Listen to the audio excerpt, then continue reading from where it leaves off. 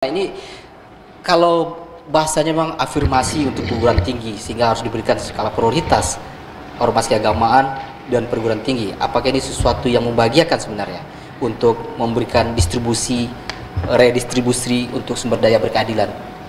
Terima kasih. Tadi kita sudah sama-sama mendengar dari Pak Edi Kepala Dinas SDM, juga Pak Rektor UMP, juga Pak Staris Nutas dari Universitas Andalas. Bagi saya ada satu catatan yang perlu kita pahami dan perlu kita renungkan. Itu filosofi sekali. Itu berkaitan dengan makna Carta Universitas gitu, yang dideklarasikan tahun 1988. Di mana dalam deklarasi itu menegaskan bahwa kampus harus independen dari otoritas politik, otoritas ekonomi, demi kebebasan berpikir, berekspresi dalam ranah akademik. Itu sudah diputus secara internasional. Dan makanya hari ini kalau kita lihat secara internasional, hampir dalam catatan saya tidak ada kampus yang berjenis tambang. Ya, langsung tambang tidak ada. Nah, jadi itu catatan. Nah, terlepas dari itu, ya, dari apa yang berkembang diskusi sebentar ini, saya melihat pertama adalah kita mesti sadar.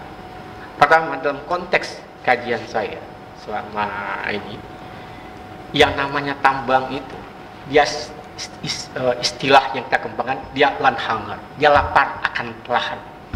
Tidak ada orang cerita butuh hanya 2 hektar, tidak ada. Yang pasti butuh lahan akan berkembang terus. Maka istilah land hunger berlaku di sana. Itu pertama. Tadi sudah disampaikan juga Pak Edinil bahwasanya yang namanya tambang itu ada 3 aspek mendasar yang mesti kita perhatikan. Pertama dialah high risk, ya, risikonya tinggi. Kedua adalah high cost, biaya mahal. Yang ketiga adalah high tech, dia butuh teknologi tingkat tinggi. Ya. Kita ambil contoh hari ini saja, kenapa tambang batu bara Omblin tinggalkan oleh PTBA? Hanya yang kita lihat adalah lahan-lahan hamparan yang boleh dikatakan merusak lingkungan yang ada.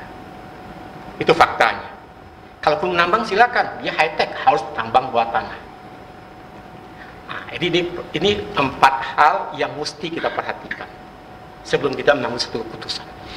Nah, oleh karena itu, kalau ada semacam istilahnya disebut kalau konsensi, tapi saya nggak sepakat dengan kata konsensi, karena konsensi itu istilahnya otonomi, melekat hak di sana, menguasai dan segala-galanya. Tapi yang kita gunakan rezim skala izin.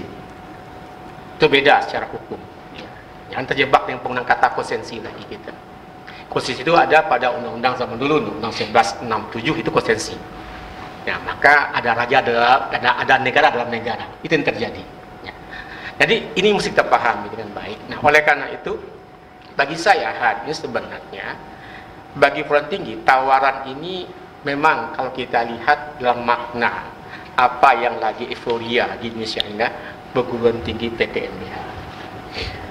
Ini kan suatu gambaran kalau kita baca dalam konteks konstitusi kita, filosofi, negara mulai melepaskan tanggung jawab sebenarnya bagaimana melakukan pembiayaan terhadap pendidikan.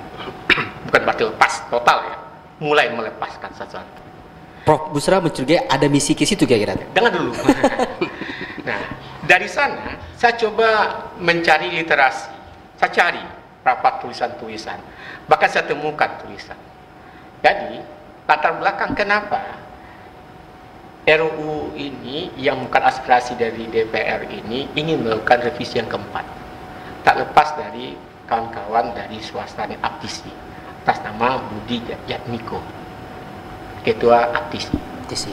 Dia sudah lama menginginkan hal ini semenjak zamannya Jokowi dulu. Kebetulan dia ada politik juga, sempat anggota DPR RI juga dan segala-galanya. Pada saat ini dia juga lah tim suksesnya Prabowo. Nah, kita ini kan membuka ya celah. Dan ini saya kaitkan terakhir dengan pernyataan Puan Maharani tadi. Masalah konsensi ini juga, maaf saya sebutkan konsensi karena ini yang diucap-ucap terus ya, ada orang ini lebih familiar gitu kan. Itu saya katakan, jangan curiga dulu. Ini kan biasalah, kalau kita berpolitik tentu kita ada aspek politiknya. Tapi kita perguruan tinggi tentu kita mau tidak mau tentu mesti membaca hal tersebut. Ya. kalau sampaikan dalam konteks pesbah orang Minang, alam tak kambang jadi guru, itu mesti kita jadikan dasar. Nah, oleh karena itu bagi saya sebenarnya melihat ini memang suatu challenge bagi kita, dalam rangka dia ingin memberikan agar perguruan tinggi itu betul-betul otonom dalam pembiayaan. Itu sebenarnya dengan adanya peluang tambang ini. Namun demikian, kita mesti paham sebagai konteks yang saya sampaikan ada 4 aspek tadi, dikaitkan dengan secara filosofi keberadaan perguruan tinggi itu, seharusnya sebenarnya kita boleh dikatakan kembali kepada milestone yang boleh disampaikan setiap perguruan tinggi hari ini. Orientasinya adalah ya riset university. Hampir seluruh saya lihat ya dalam milestone dari university yang ada itu ke situ, menjadikan universitas ini sebagai universitas riset. Kalau ini kita kaitkan dengan tambang, saya rasa problem kita hari ini bukan masalah izin pertambangan yang kita butuhkan, tapi bagaimana perguruan tinggi itu bisa berkolaborasi dengan dunia tambang. Itu yang kita harus dijembatkan oleh pemerintah. Sehingga ya UMP tadi bicara misalkan ada Pak Rusli ahli pertambangan ya, berbuka peluang untuk itu sebagai namanya nanti ada sama juga dengan apa namanya di riset Cicing Factory gitu.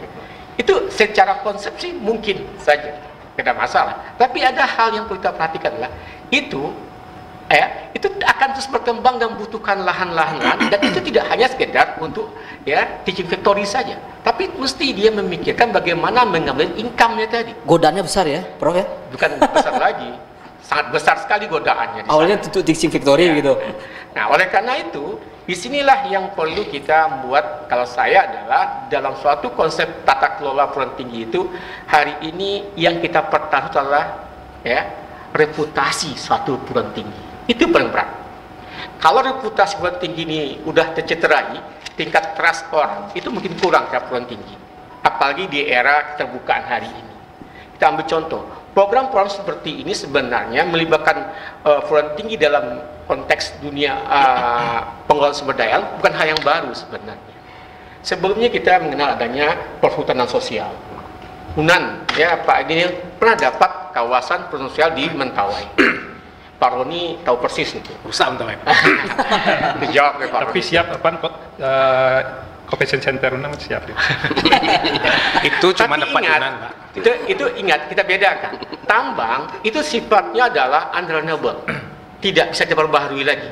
Kalau perkebunan, ya, hutanan itu masih bisa kita remajakan. Kalau tambang tidak. Tadi Pak Rektor menyampaikan ini adalah amanah, warisan yang mesti kita wariskan lagi kepada anak cucu kita. Nah, oleh karena itu, kalau tanya bagi saya sebenarnya ini adalah lebih banyak daripada apa? Bagaimana kita memiliki tanggung jawab secara bersama. Sehingga apa-apa yang akan diambil kebijakan oleh pemerintah, kalau kita sudah sama-sama bagian dari sistem yang menghabiskan sumber daya alam, berarti kita mau tanggung jawab moral bersama-sama.